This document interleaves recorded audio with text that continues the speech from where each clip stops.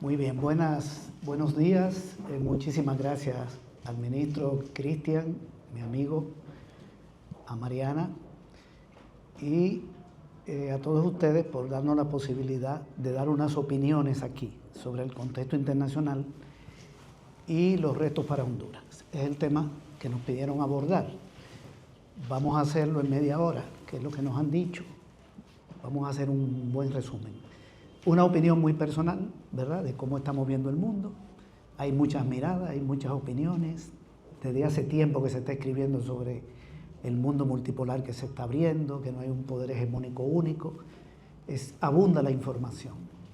Entonces nosotros vamos a dar nuestras valoraciones. Como se trata de un enfoque internacional, imagínense, la ONU reconoce 196 países, estados, y más de 200 países, porque hay países que no están reconocidos como estados. No podemos hablar de cada uno. Entonces, un enfoque internacional tiene que basarse en los rasgos fundamentales que uno considera que están moviendo el mundo en el terreno político, económico, militar, ideológico. Y me parece que tenemos que hablar de Estados Unidos y tenemos que hablar de China, porque son los países que tienen más influencia a escala mundial.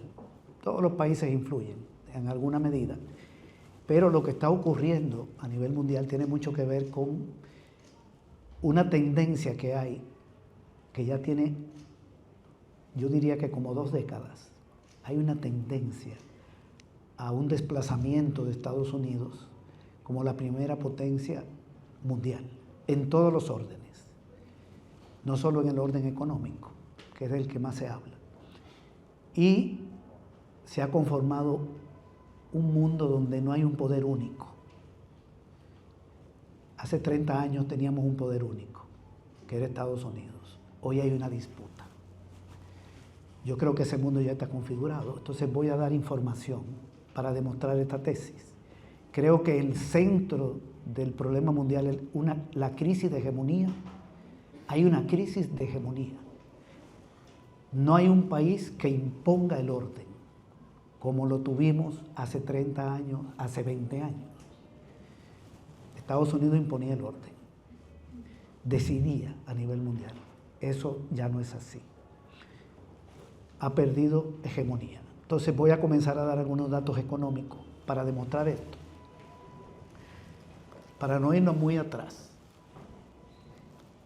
cuando terminó el siglo XX, Estados Unidos tenía el 31% de la producción mundial. China tenía el 3,7%. China era la economía 6, Estados Unidos la 1. O sea que si en el mundo la producción fuera, para decirlo en términos pedagógicos, si en el mundo se produjeran, en todo el mundo se producían 100 botellitas como esta, Estados Unidos producía 31. Eso es una cantidad grande. Un país con el 4% de la población mundial y el 30% de la producción. Pero llegó a tener el 50% cuando terminó la Segunda Guerra Mundial. Ya había caído a 31. El segundo país, la segunda economía más grande era Japón, pero estaba muy lejos. Tenía como el 10%. Luego venía Alemania, Inglaterra, Francia y China, con el 3,7%. Eso es cerrando el siglo XX. En el año 2006, Estados Unidos cierra con el 28% y China ya es la segunda economía del mundo, en el año 2006. Y en este momento que estamos hablando, Estados Unidos tiene el 25% de la producción y China el 19%. China dejó atrás a toda Europa, dejó atrás a Japón. Este año, cuando termine, China va a tener el 20% y Estados Unidos el 24%, porque la economía de China va a crecer 5%. Ya creció 5,2% en los primeros 6 meses. Y Estados Unidos tiene una tendencia a un estancamiento. Ahora están bajando la tasa de interés para estimular el crédito y la producción, pero le va a generar inflación. La economía mundial crece más que la de Estados Unidos y China crece más que la mundial. Por lo tanto, gana terreno. Este es un dato clave, porque el país que controla la producción impone la moneda en el mundo. Segundo dato importante para ver el peso económico de un país. Cuando cerró el siglo XX, Estados Unidos tenía el 20% de las exportaciones mundiales y China el 12%. En este momento Estados Unidos tiene el 8% y China el 15%. El país más exportador del mundo es China. Exporta casi por el doble de Estados Unidos. 15 de cada 15 productos que se venden en el mundo, 100, China exporta 15. Estados Unidos tiene el 8 y Alemania el 7. Esos son los tres primeros. Y China lo duplica a los dos. De manera que China controla el comercio exportador. Estados Unidos produce más, pero se le está acercando. Cuando China tenga la misma producción que Estados Unidos, si es que llega a tenerla, porque Estados Unidos está combatiendo en todos los terrenos. Nosotros no podemos emitir un juicio, yo personalmente, en el sentido de que China va a desplazar a Estados Unidos. Lo que veo es que hay una gran posibilidad, pero Estados Unidos está actuando. Está metido en 7 guerras en este momento y quiere abrir una en Venezuela. Entonces, cuando se igualen en la producción y China es más exportador, entonces el dólar no va a ser la moneda mundial. Esto es muy importante tomarlo en cuenta y tiene que ver mucho con Honduras, que somos un país vinculado a Estados Unidos, fundamentalmente, y a Centroamérica.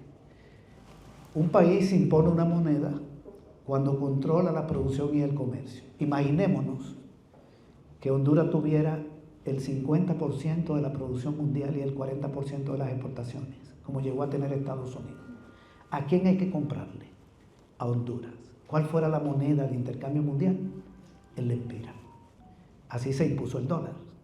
Pero no es lo mismo tener el 50, el 31, que el 25. Ya el dólar se está utilizando solo en el 60% de las transacciones mundiales. Antes era en el 100%. Cayó a 90 y hoy es 60. La moneda china se está utilizando en el comercio con los países de ASEAN, que son 10, Vietnam, Laos, Camboya, Filipinas, Singapur. Se está utilizando en el comercio con Rusia, se está utilizando en el comercio con Argentina, con Brasil, con Canadá, con Japón. No en su totalidad, sino algunas exportaciones e importaciones. La economía china se multiplicó por 27 entre el 2005 y el 2024. Su PIB se multiplicó por 27 y el de Estados Unidos se multiplicó por 2 y el de Europa por 1.5. El Producto Interno Bruto de China supera el de la Unión Europea completo y el de Estados Unidos también, de manera que el euro no va a desplazar al dólar. Europa va de salida. Europa junta es la tercera economía. Quiero dar otros datos que tienen que ver con los bloques. Resulta que en el año 2008, 2007, surgió un grupo llamado BRICS, que eran 4, Brasil, Rusia, la India y China. Luego incorporaron a Sudáfrica. En este momento son 21, 10 socios, 11 socios y 10 miembros. Ese bloque tiene a la economía 2 del mundo, que es China. La India, que este año termina como la tercera. Este año la India supera a Alemania y ya superó a Japón. Japón es la cuarta. Es la quinta. Estados Unidos, China, Alemania, ya la India superó a Japón. Y este año supera a Alemania. Y la India está en el PRI. Está Brasil, que es la economía 9, y está Rusia, que es la 11. Y acaba de entrar Indonesia, que es la 17. Y está Egipto, está Irán. Bien, ese bloque llamado BRIC tiene el 38% del PIB mundial y tiene el 55% de la población mundial. Solo la India y China tienen como el 40% de la población mundial. Si le sumamos los millones de Brasil y de los otros países, imagínense. Ese bloque tiene el 55% de los hidrocarburos del mundo. Petróleo, gas, y va a tener más cuando entre Venezuela, que tiene la reserva más grande de petróleo. El BRIC tiene el 25% de las exportaciones 4 veces la de Estados Unidos, 3 veces.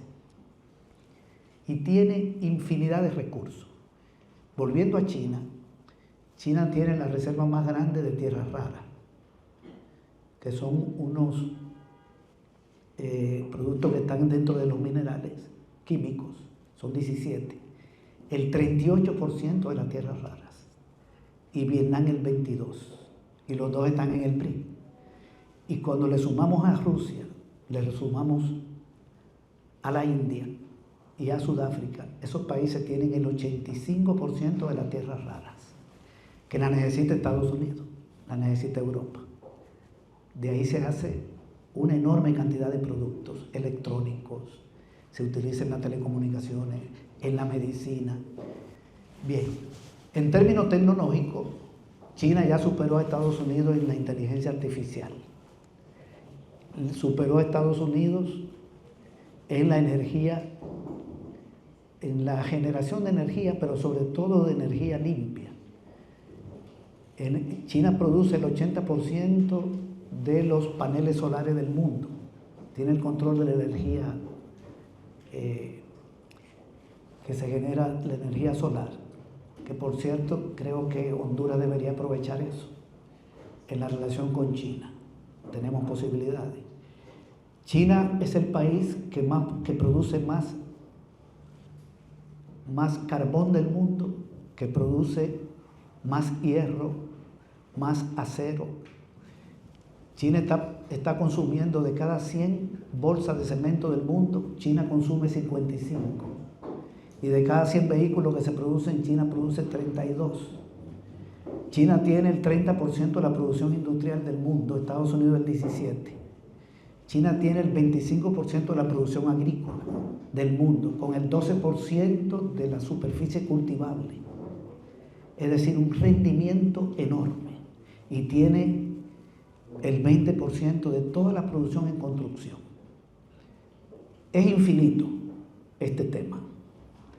Y en términos tecnológicos, yo decía, está superando a Estados Unidos ya en la inteligencia artificial, y también en la robótica se le está acercando, y es el país que produce, en términos tecnológicos también, más vehículos eléctricos. Hay tres tecnologías donde supera Estados Unidos: la energía, vehículos eléctricos, inteligencia artificial, y está muy cerca en robótica. Estados Unidos todavía lo supera en algunas cosas. En telecomunicaciones hay una discusión sobre cuál está primero, porque China tiene la 5G, ya se está creando la 6G, hay una disputa. Estados Unidos todavía tiene más computación cuántica, biotecnología. China va a ser la primera potencia tecnológica. Este es el escenario que estamos planteando, que no es ideológico. Ese escenario no es ideológico. Se puede tener simpatía o antipatía, pero eso es lo que está ocurriendo. Bien, Estados Unidos sabía que esto iba a pasar.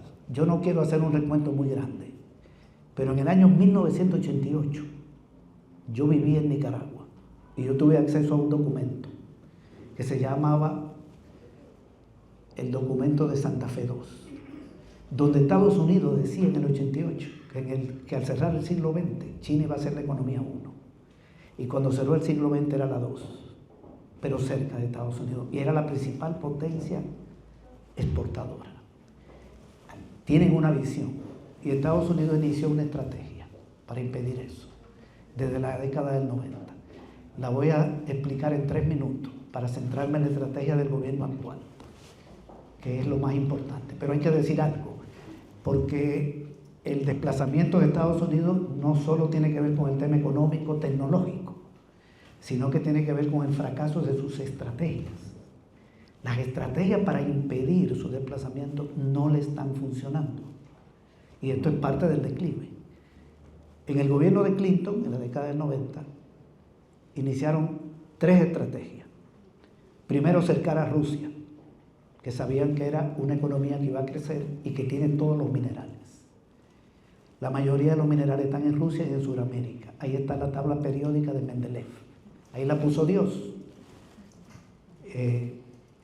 El zinc, el cobre está en Chile, el litio está en Bolivia, Venezuela es la reserva más grande de petróleo, la cuarta de hierro, la cuarta de acero, la 10 de gas. Brasil tiene de todo, una monstruosidad. Por aquí hay también, pero nosotros no tenemos tanto a nivel mundial.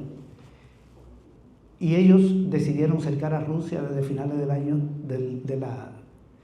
antes de terminar el siglo pasado.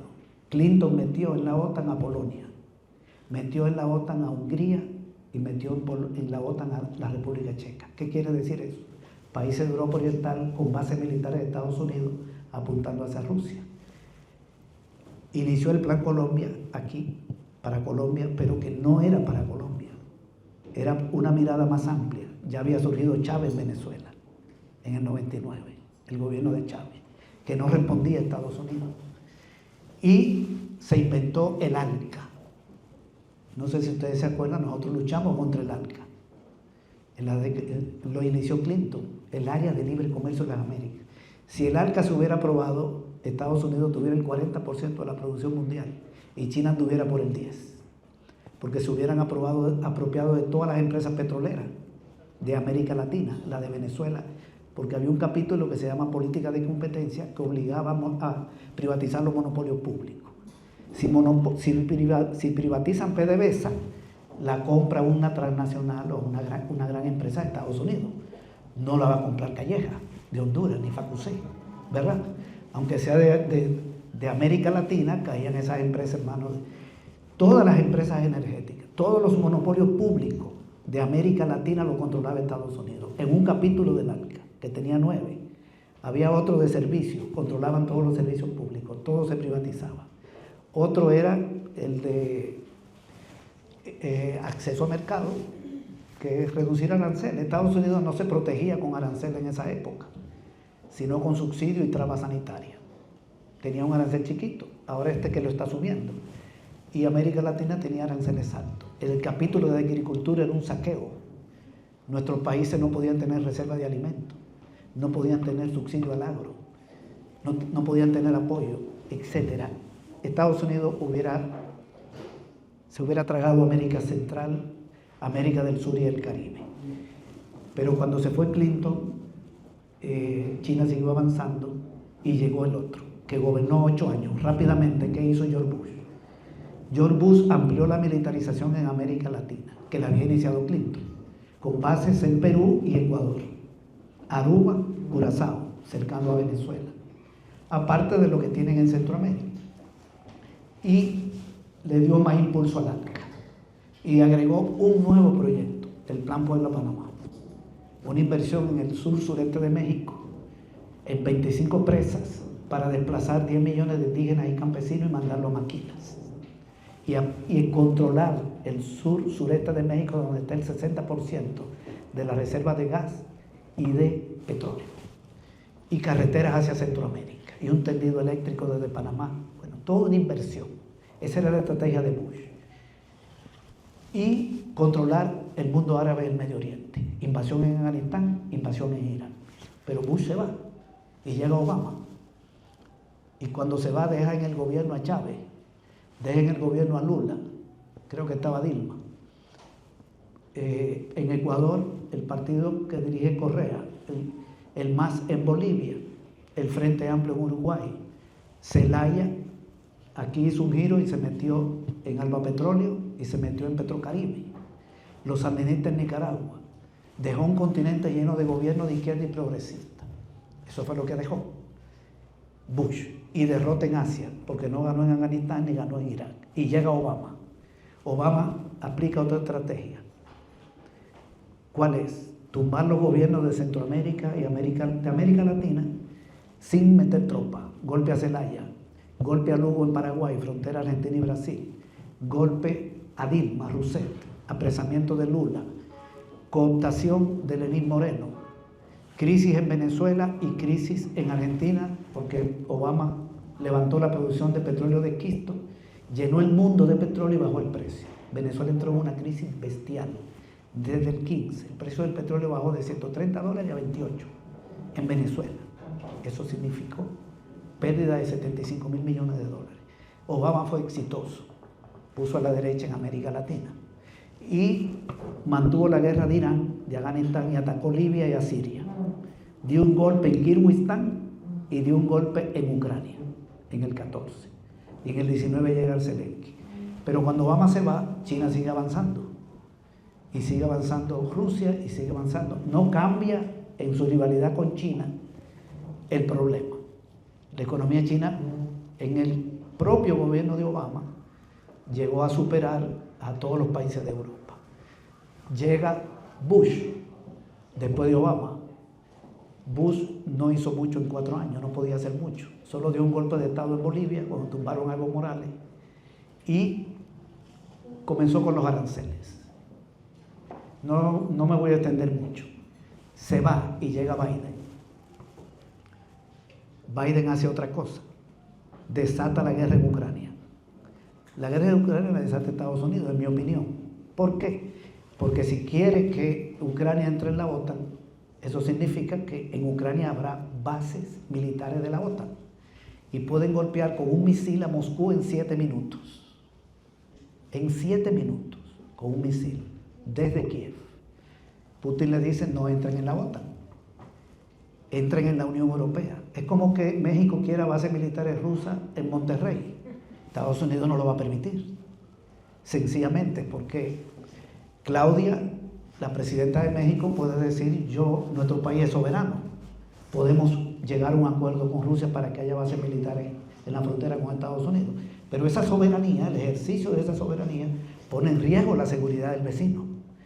Y eso tiene limitaciones en términos de las propias Naciones Unidas. Usted no puede garantizar seguridad sobre la inseguridad de otros estados. Se pasó Putin años diciéndole no entren. Cuando era inevitable, vino el conflicto. Las tropas rusas entran en Ucrania. Pero esa es una victoria para Estados Unidos. Estados Unidos necesitaba esa guerra. Por lo siguiente. Primero, porque ya iban a entrar en la Ruta de la Seda, que es un proyecto chino. Hay un proyecto chino que se llama la Ruta de la Seda, que son inversiones millonarias en infraestructura que van desde China, la India, Irán, conectan con Turquía y iban a llegar a Europa. Y están en América Latina. La Ruta de la Seda, Panamá era parte de ese proyecto. Inversión en fibra óptica, trenes de alta velocidad, aeropuertos, puertos, energía. Es impresionante toda esa inversión, financiada con el Banco del BRIC, que tiene $200.000 millones, y con el Fondo del BRIC, que tiene $200.000 millones. A la Ruta de la Seda iban a entrar 3 países de Europa: Francia, Alemania e Italia. Italia lo aprobó en el 19 el Congreso, para exportar hacia Asia, dijo el Congreso y el primer ministro de Italia. Ubíquense como si ustedes fueran un empresario italiano o alemán. Lo que les conviene, si son empresarios alemanes, sobre todo si son muy grandes, digamos la Bayer, es llevarse bien con Rusia, con China, con Asia, que es el mundo en expansión. Rusia le vendía los combustibles baratos a través del gasoducto, gas y petróleo, y es un país bastante importador, porque Alemania es una potencia exportadora mayor que Rusia, pero sobre todo China. El presidente de China se reunió con Merkel en el 13 y le dijo, entra a la Ruta de la Seda. Iban a entrar, crearon el gasoducto que iba del mar Báltico hacia Alemania sin pasar por Ucrania. Ya estaba creado y el Parlamento italiano lo aprobó. Y Francia iba a entrar, porque la expansión de Europa pasa por la alianza con Asia. Europa no puede competir con Estados Unidos en América Latina. Aquí no hay nada de Europa, más que algunas medicinas. Aquí, ¿dónde vende Honduras? En Centroamérica y en Estados Unidos. ¿Dónde compran? Centroamérica, Estados Unidos y China. Aquí no hay productos europeos prácticamente. América Latina se vende entre ellas y tiene vínculos con Estados Unidos y con China. China es el país con más inversión en Sudamérica. Ya superó a Estados Unidos. Bien, entonces, ellos estaban viendo eso, lo tenía claro Merkel, que era la alianza con Asia. Al desatarse la guerra, Europa se radicaliza contra Rusia, que es el puente de la Ruta de la Seda hacia Europa, y ya no entran. Y declaran a China el enemigo estratégico. Estados Unidos puso a pelear a Europa con Rusia y detuvo el avance de China.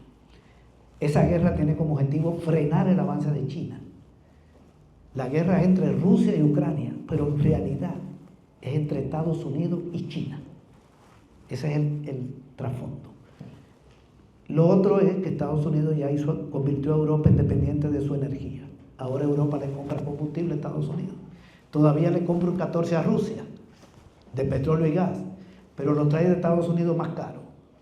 Ahí hay el otro negocio. Y el otro negocio que ha hecho Estados Unidos con esa guerra es que le está vendiendo mucha arma a Europa. No está donándole armas a Ucrania. Estados Unidos se la vende a Europa y Europa se la dona a Ucrania.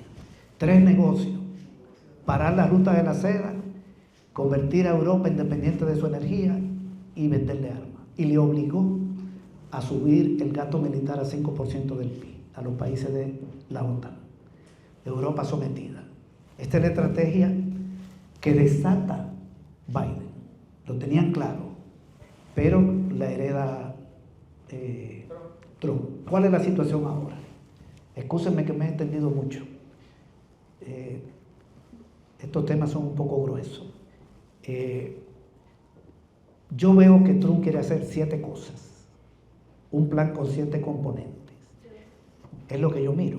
Eso no es rígido. Pueden salir algunos componentes y entrar otros. El primero es controlar las rutas comerciales del mundo. Sobre todo el Pacífico de América. Digamos de América Latina, para no incluir a Canadá y Estados Unidos. Controlar el Pacífico y controlar el Océano Índico. ¿Por qué es importante esto? China es el país con más inversión en Sudamérica y convirtió a Chile en el país al que más le vende Chile es China. Para Chile el principal socio es China, pero también lo es para Perú, para Brasil, para Venezuela y para Uruguay. Brasil vende en China el 31% de su exportación y en Estados Unidos el 10%. Eso quiere decir que el arancel de Trump no va a destruir a Brasil. Esos datos hay que manejarlos. Y para Chile es el 35% de sus exportaciones van a China. Y para Ecuador y para Colombia es el segundo mercado de exportación. Estamos hablando del Pacífico, en este caso sin Brasil. Bien, yo no sé si ustedes tienen información de todo el comercio que está haciendo China con Sudamérica. China tiene le han concesionado los puertos de Valparaíso, todos los puertos de Perú. El puerto más grande del mundo está en Perú, los puertos de Ecuador y el puerto de Santander de Colombia. Y ha reducido la navegación en 30 días, 40 días. Un flujo comercial hacia Sudamérica enorme. Estados Unidos necesita controlar esos puertos. Este es un punto clave de la estrategia. Y los otros rutas comerciales que tiene que controlar tienen que ver con el Océano Índico. Bueno, yo quería presentar un mapa aquí, pero no conseguí un mapa de buena resolución. Pero voy a hacer como un simulacro, más o menos. Digamos que tenemos aquí el Océano Índico. Aquí está Asia. En la costa está Irán, que al lado está Irak. Y aquí está Pakistán y aquí está la India. Todo esto es costa del Océano Índico. Por el Océano Índico se mueve el 40% del petróleo y de gas del mundo. Y se mueve más del 50% de las mercancías del mundo. ¿Qué hay ahí? En la costa de Irán con Pakistán, que son 1000 kilómetros, hay una zona de 1000 kilómetros de longitud. Ahí están construyendo 27 ciudades. Están sacando un viaducto que va de Irán, pasando por Pakistán, hasta la India. Y otro que va al Mar Caspio, se mueve hacia Turquía y va a Europa. Y trenes en el marco de la ruta de la seda. Ahí hay una inversión enorme de Irán, financiada por China. China saca productos hacia los países de ASEAN y lo mueve hacia África. Todo ese comercio está controlado por China, Rusia, la India, Irán, que son los países que, por cierto, estos países árabes del Medio Oriente son los que tienen mayor petróleo en términos de conjunto, tienen más que Venezuela.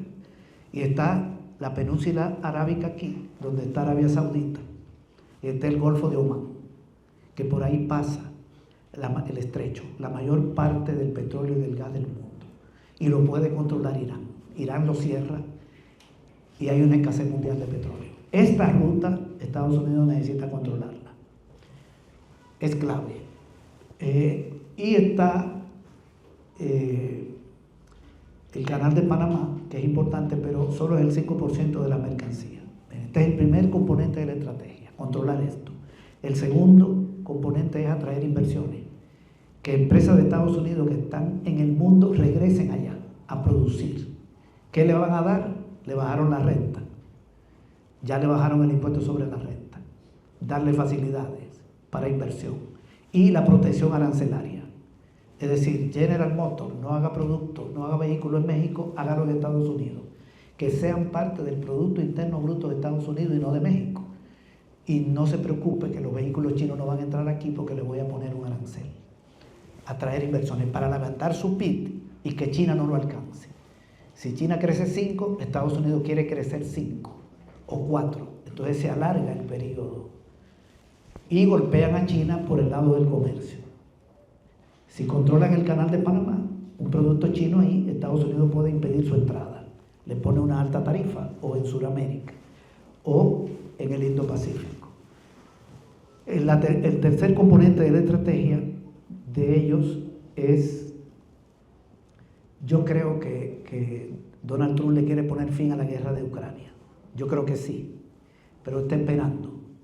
Cuando vea que el mar Báltico va a ser controlado porque Odessa va a caer en manos de Rusia, ahí va a terminar la guerra. Le están dando larga, porque por el momento es un negocio de venta de armas a Europa para que se la done a Irán. Pero saben que en cuestión de meses, tal vez menos de un año, Rusia puede controlar Odessa. Y si controla Odessa, no hay que negociar nada, porque controla el Mar Negro, junto con Crimea, donde se mueve mucha mercancía hacia Europa y hacia el Indo-Pacífico. Eso está pendiente. Lo otro es fortalecer a Israel porque la necesita en su lucha contra Irán y los países árabes. Esto es clave. No van a permitir el Estado palestino. Otro componente de la estrategia es poner a la derecha aquí en Honduras este año, poner a la derecha en Colombia el año que viene. Son los dos países donde yo creo que están pensando en actuar. Es más difícil golpear a Brasil, golpear a México. Es muy complicado, incluso lo de Venezuela. No creo que se vayan a aventurar en una intervención militar, pero no se puede descartar. Y lo otro que ellos quieren es, él está enfrascado en eliminar una burocracia que le obstaculiza su política, que le llaman el Estado profundo. Por eso cerraron la ID, van a cerrar el FBI y están despidiendo cientos de miles de empleados y empleadas públicas vinculadas a los demócratas y cerrando instituciones. Es decir, no quiero trabas aquí, adentro de esta oposición.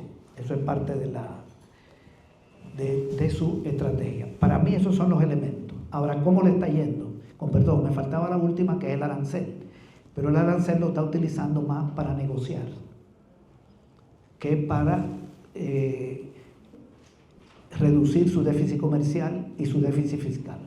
¿Cómo le está yendo con las estrategias? ¿Cómo le está yendo? No ha podido negociar la guerra de Ucrania. Rusia sigue avanzando. Eso sigue pendiente. Atacó a Irán junto con Israel. Irán es clave en esto. Si Estados Unidos controla Irán, Rusia tiene muchos problemas, y China. Porque Irán tiene la segunda reserva mundial de gas, la quinta de petróleo y la costa de Macrán.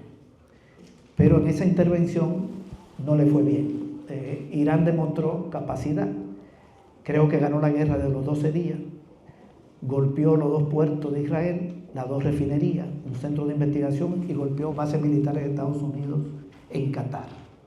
Luego se reunieron Trump y Netanyahu para averiguar qué fue lo que pasó, porque la respuesta fue muy grande. Pero acaban de hacer otra cosa. Ya hicieron un acuerdo con Armenia y Azerbaiyán, que tienen frontera con Irán, están en Asia Central, para hacer ahí una vía férrea y militarizar la frontera con Irán. Ya Irán le dijo que no lo va a permitir, pero además no es solo eso, es controlar el Cáucaso y moverse al Mar Negro. Es decir, van a seguir actuando ahí. Y acaban de decir el presidente de Estados Unidos que quiere una base militar en Afganistán. La guerra de Afganistán la perdieron, sacaron las tropas y están gobernando los talibanes, como perdieron en Irak. En Irak perdieron porque están gobernando los chiitas, aliados de los chiitas de Irán. Ellos perdieron esas dos guerras. No han ganado en Libia y no han ganado en Siria, porque en Siria están gobernando los turcos y el Estado Islámico. Estados Unidos apoya a los kurdos. Pero ¿qué sucede? Que si montan una base en Afganistán, pueden controlar un corredor ahí comercial que conecta hacia Turquía y Europa y le dan un golpe a Rusia. Pero eso está difícil, que logren montar esa base militar. Pero en eso están actuando. Ahí es golpear Irán y controlar rutas comerciales. Creo que esa estrategia no le está funcionando, pero está actuando. El arancel lo utilizó como arma política y logró algunas negociaciones con Japón, Corea del Sur, con China, con Vietnam y con Tailandia. Es decir, algunos acuerdos para que esos países fundamentalmente inviertan en Estados Unidos, para levantar su PIB. Y ha logrado que los japoneses le digan vamos a invertir 600.000 millones allá para levantar su producción. Y Corea del Sur 150.000. Y Europa más de 300.000. Pero resulta, yo hice un cálculo en términos sencillos, la inversión extranjera aquí en Honduras anda por los 1.100 millones. Es como que además de esos 1.100 millones lleguen 300 más. No es una inversión que va a levantar la economía hondureña. Eso significaría esa inversión de Japón en Estados Unidos, tomando en cuenta su PIB y su stock de inversión. No es mucho. Bien, no pudo imponerle a Brasil, no pudo imponerle a México. Digo yo, imponerle a Brasil en el sentido de que está el arancel, pero Brasil le está buscando el mercado de exportación a su producto. Con México tiene miedo, porque Estados Unidos trae de México, de China y de Canadá el 45% de lo que compra en el mundo. Y las exportaciones mexicanas no es solo alimentos, sino materia prima y bienes intermedios y bienes de capital. Es difícil la situación. La guerra comercial se le está complicando. Hay algunos datos que ya podemos dar. La economía china creció más de 5. La India creció 6,5 en los primeros 6 meses. 6.5%. La de Estados Unidos anda por un crecimiento entre los 2 trimestres que no llega a 2%. Y se está perdiendo empleo. El desempleo pasó de 4,1 a 4,3. El déficit comercial, se supone que cuando usted pone el arancel, reduce importación. Han bajado las importaciones de Estados Unidos, pero le han caído las exportaciones, porque le ha respondido igual. Y el déficit comercial, ya salió el dato de agosto. Solo en agosto fueron 290.000 millones de dólares. Y va a superar los 2 billones en el año, más que el año pasado. Y el déficit fiscal, el arancel le está dando mucho dinero, pero está aumentando el gasto militar y han caído otros ingresos, sobre todo por exportación. Y el déficit fiscal de Estados Unidos ya anda por los 600.000 millones hasta julio. O sea que va a superar el billón. Va a ser mucho más grande que el año pasado. O sea que todo esto que estamos comentando no le están dando buenos resultados. Acaba de salir la información de la OCDE. Las economías de Asia van a crecer 5%, casi todas, menos Turquía, que va a crecer 4%. Impresionante. Europa, estancamiento. Alemania 0,1, Francia 0,1, Italia 0,2. Solo España tiene un crecimiento más o menos decente, que anda por el 2%. Se estanca Europa, Estados Unidos con problemas, Asia sigue en expansión. Y América del Sur va a crecer más que Estados Unidos, salvo Brasil. Ese es el escenario que hay, de cómo va este asunto. Perdió la guerra con Irán. La política comercial no le da resultados, las inversiones no regresan para levantar el PIB. Y está este problema geopolítico muy fuerte que tiene que ver ahora con Venezuela. Bueno, Marco Rubio hizo una gira por Centroamérica, el canciller. Le dijo a Nayib Bukele, no quiero chinos en energía eléctrica. Si la minería va, si es cierto que hay oro, es para nosotros, no para los canadienses. Si es cierto que ustedes van a hacer energía nuclear, es para nosotros. Y si van a arrendar el puerto de la Unión, es para nosotros. No quiero turcos ni chinos. En Guatemala dijo, no quiero chinos aquí, van a controlar los puertos. Y en Costa Rica igual. Pero no vino aquí, ni llegó a Nicaragua, los dos países más grandes de Centroamérica. Y en Panamá logró que el gobierno saliera de la ruta de la seda y logró que el gobierno de Panamá apoyara a Israel. Y que Hong Kong concesionara 2 puertos. Pero resulta que Hong Kong permitió que licitara a China. Es decir, que ahí no están controlando el canal, que no es lo más estratégico. Por el canal de Panamá se mueve el 5% de la mercancía del mundo. Lo más estratégico es el Pacífico de Sudamérica, México, Centroamérica, pero sobre todo Sudamérica, y el Índico. Ahí es donde está lo estratégico. Todo es importante, está un puerto chiquito en El Salvador, pero no cambia la correlación. ¿Qué va a pasar? No sé si Estados Unidos va a lograr su propósito o no lo va a lograr. Lo que yo puedo decir es que si no controla Sudamérica y no controla el Índico, es imposible que impida el desplazamiento. Ese desplazamiento viene. Y un desplazamiento de Estados Unidos tiene repercusiones negativas en Honduras y repercusiones positivas. Con eso quiero cerrar haciendo alguna sugerencia. ¿Qué podría hacerse aquí? Y esto es válido para cualquier país de Centroamérica, creo yo, lo que voy a plantear. De cada $100 que entran a Honduras, 40 vienen de remesa. Las remesas, más del 90% son de Estados Unidos. Y las exportaciones, más del 50% de Estados Unidos. De ahí viene la remesa y ahí vendemos. Y Centroamérica. Pero Centroamérica es igual.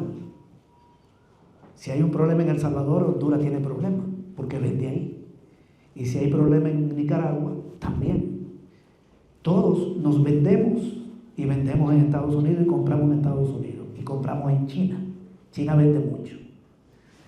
Bien, si Estados Unidos es desplazado, Honduras tiene en riesgo sus exportaciones y su remesa.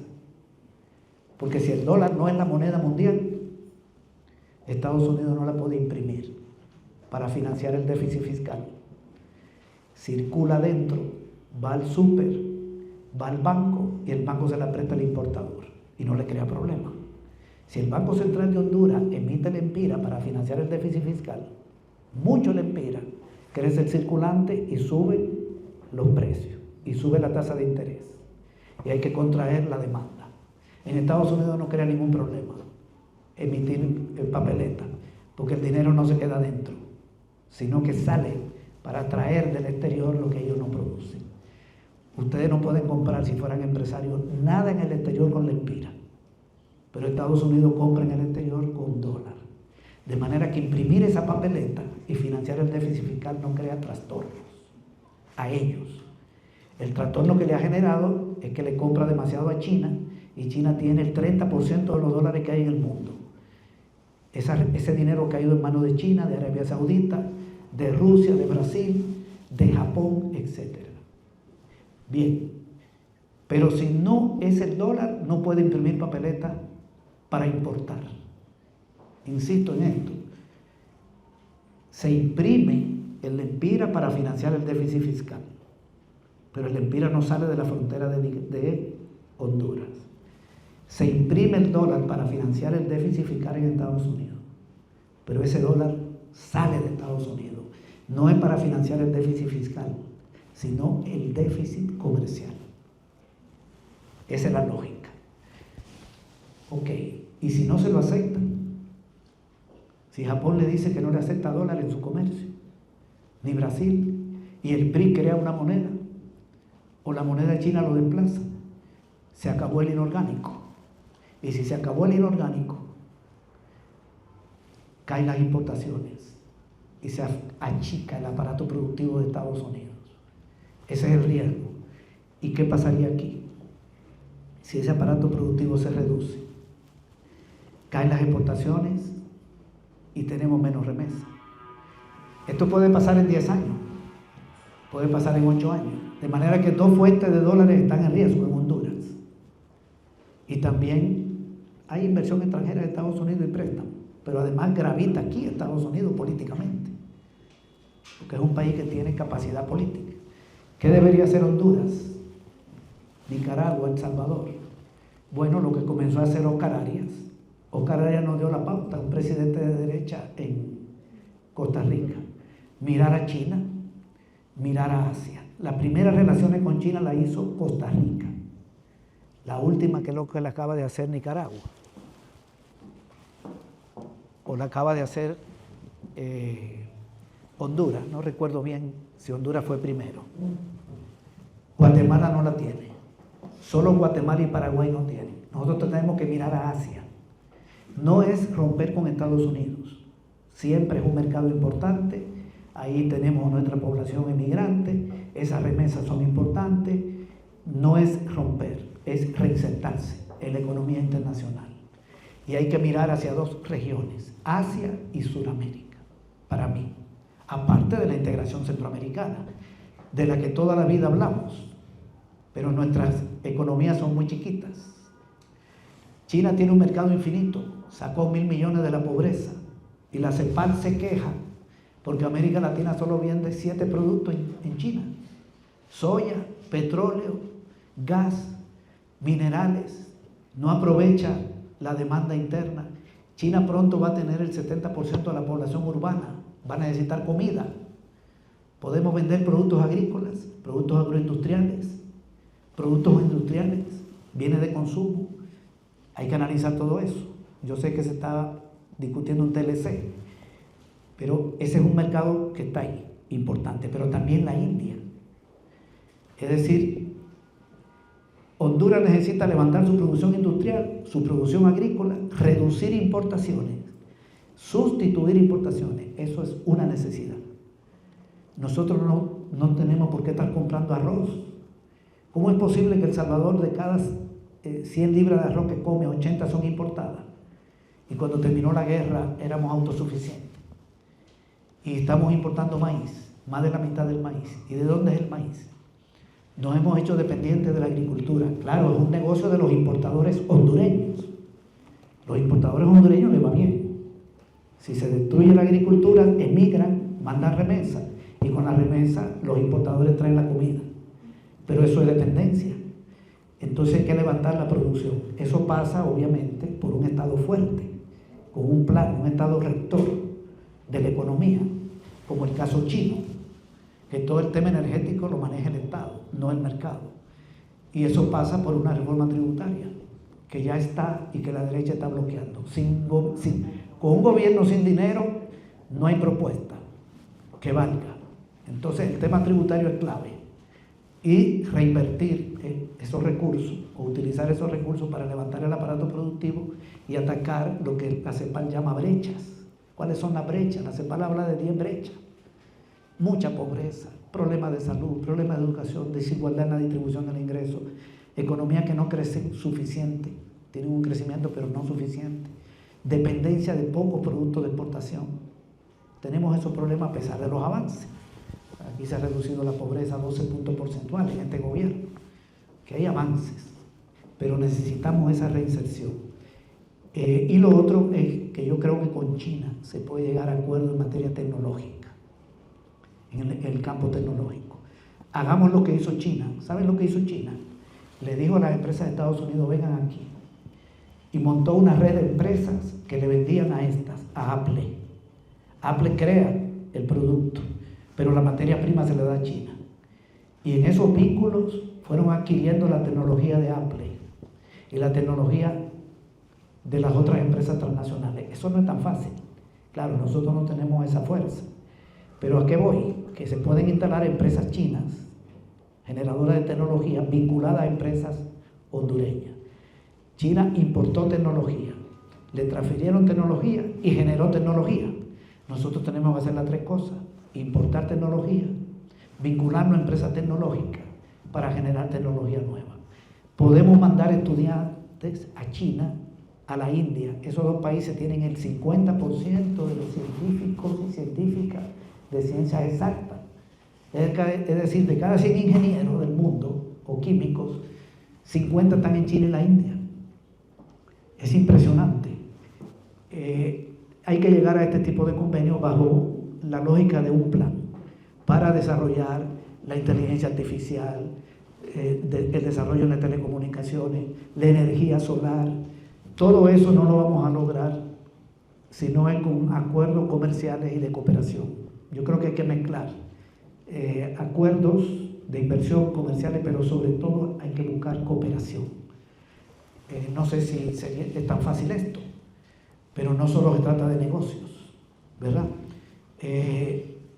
Muchos hondureños se pueden desarrollar en materia tecnológica, incluso publicar artículos en revistas científicas chinas, hacer foros sobre tecnología en el país montados por China. Hay un montón de campos que se abren, de posibilidades. ¿Cuál es la lógica? Para mí, lograr cierta, no sé si el concepto de soberanía alimentaria es el más adecuado, porque ningún país es totalmente soberano. Eso quiere decir producir el 90% de lo que comemos. Por el lado agrícola e industrial, siempre hay importación.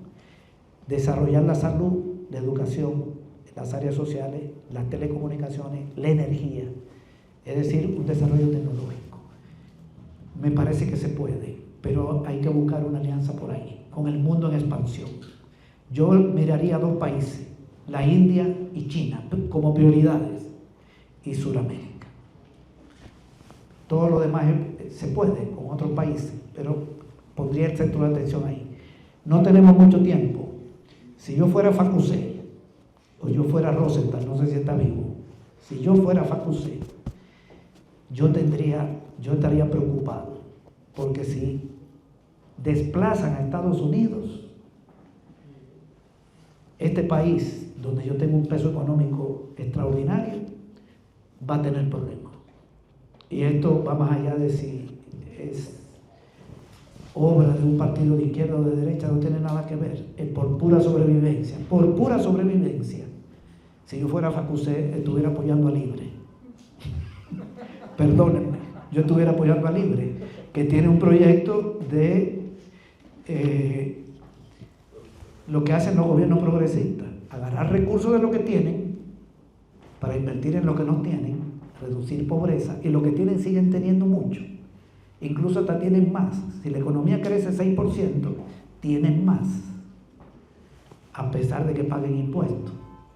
Invertir en reducir la pobreza y mejorar los servicios sociales. Un objetivo nuestro debe ser eliminar la pobreza extrema, por lo menos la extrema, que es carencia de alimentos, no la relativa, digamos, se lleva 20 años, pero la extrema, con recursos de lo que tienen. Yo le estuviera aportando al Estado hondureño para que se reinsertara a la economía mundial y mi negocio no colapsara por un posible desplazamiento de Estados Unidos como primera potencia en todos los terrenos. Bueno, esa es mi visión. No sé si Facusé piensa igual, pero